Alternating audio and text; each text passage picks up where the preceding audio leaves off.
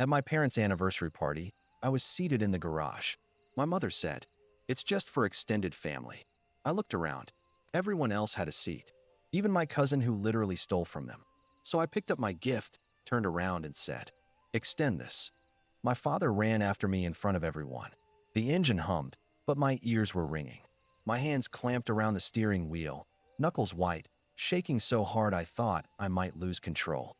My chest felt crushed, the air thick with old oil and maybe shame.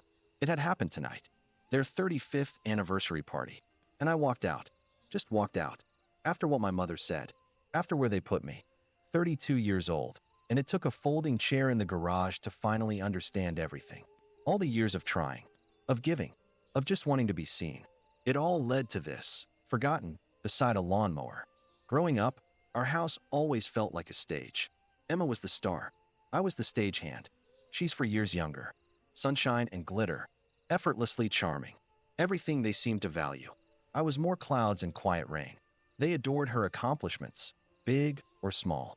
My achievements? Met with a nod. Maybe a comparison to something Emma did better. Oh, Michael got an A in calculus. That's nice. But Emma's lead in the school play? Magical, wasn't it? My mom had a special sigh, a long, slow exhale. It conveyed deep disappointment without saying a word. It was often aimed at me. My father's signature move? A dismissive pat on the shoulder. A quiet, all right, move along. I craved their approval like oxygen. Thought if I was good enough, quiet enough, helpful enough, they'd finally see me.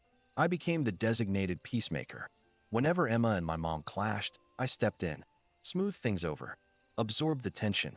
"Michael, you're older," they'd say. "You should know better than to upset your sister. You should know better than to upset your mother." So I learned to anticipate conflict, to avoid it, to take responsibility for keeping the peace, even when it wasn't mine to keep. Like with the car. I was 17, finally saved up for my own beat-up Camaro. Emma was 15.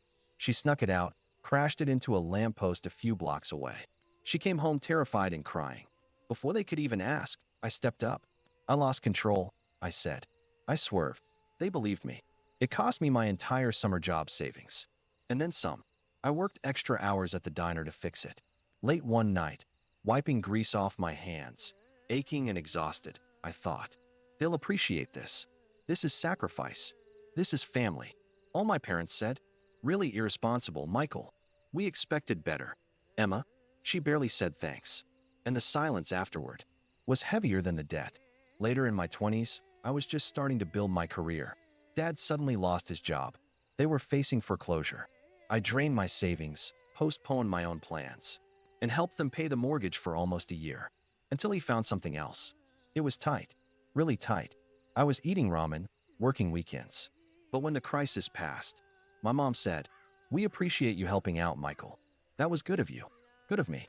Not essential, not life-saving, just good." Like I brought over a casserole. Last year, they needed $15,000 for home repairs. Leaky roof, structural stuff. They called me first, not Emma, even though she was doing well financially. No, me. "Michael, we don't know what we'll do." Mom sighed into the phone. That familiar sigh, twisting something in my gut. I barely hesitated. I had the money saved for a down payment on a small condo of my own. That dream went on hold. I transferred the money, watched the number in my account shrink. I thought about the extra shifts, the careful budgeting, and felt that same emptiness. All they said was, "Oh, that's good, Michael. The roof really needs it. We'll pay you back when we can." Spoiler, they never did. All these moments, they blur together. A lifetime of being the reliable provider, the quiet supporter, the emotional sponge, the one who always showed up, but never really got invited in. I was the solid oak tree in their yard. Useful, strong, taken for granted, while Emma was the rose everyone admired. So when I got the formal invite to their 35th anniversary party, it felt like a demand. A glossy, gold-trimmed RSVP that might as well have said, "You're obligated to attend. Lavish party. In a house they could barely afford." A house I helped save. Still, I thought, maybe this time it'll be different. Maybe at this milestone, they'll actually appreciate me, acknowledge me. I RSVP'd, yes. Even helped them find a great caterer through work.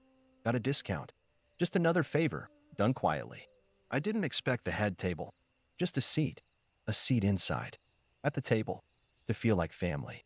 The evening was humid, sticky southern night air, the scent of jasmine hanging in the breeze.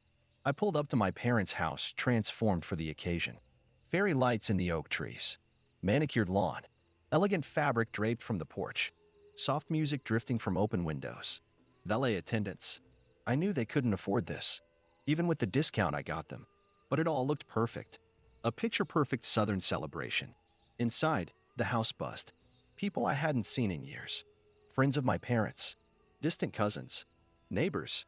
My mom beamed in her blue dress. My dad smiled wide. Emma? Of course, she floated effortlessly through the room. Stunning. Laughing. Everyone magnetized. I felt it again. That tightening in my chest. The old performance anxiety. Smile, Michael. Be pleasant. Don't rock the boat. I handed over my gift. A framed vintage map of their hometown. They'd always talked about finding one. My mom? Lovely. Michael. Thank you for coming.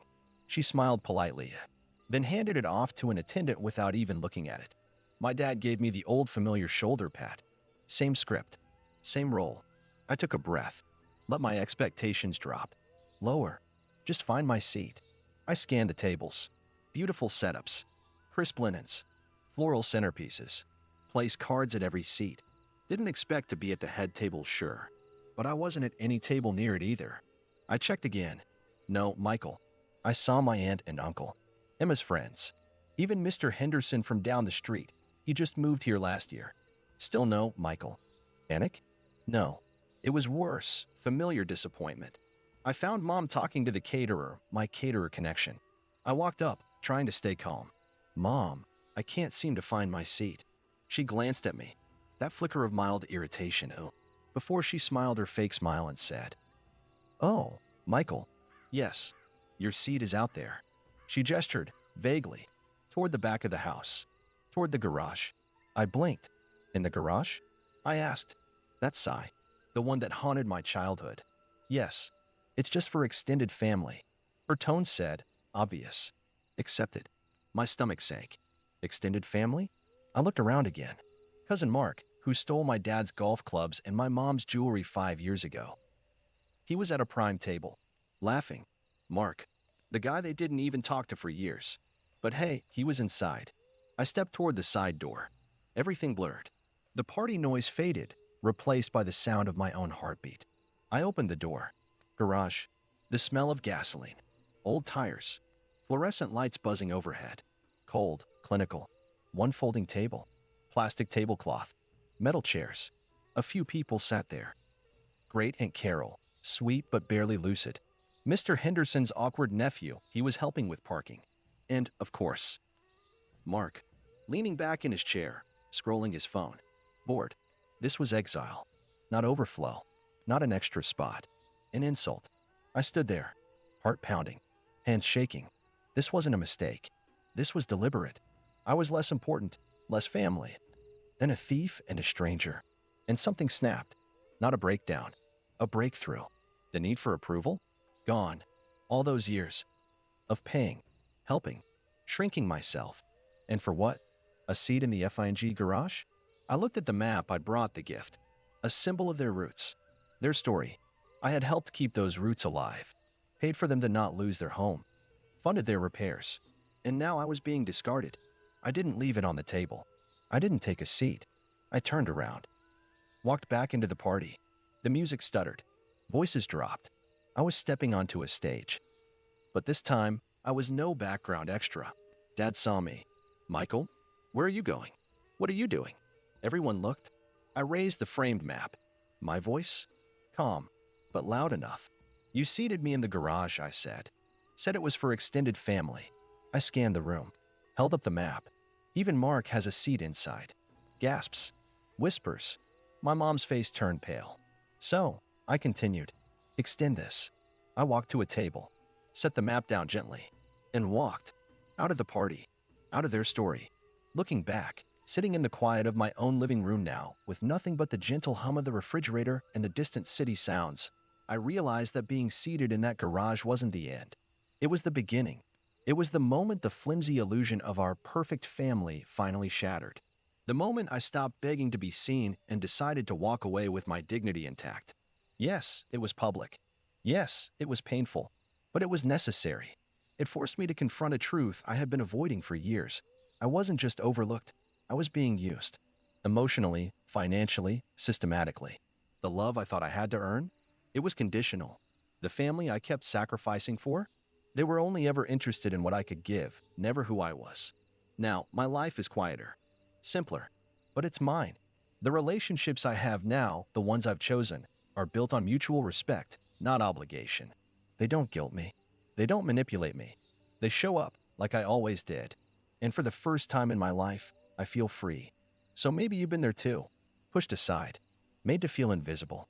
Like your love, your support, your sacrifices were never enough. Let me say this. You are not too much. You are not too little. You are not the problem. Sometimes the hardest thing you'll ever do is walk out of a room that was never meant to hold you. And sometimes it's the most powerful thing you'll ever do.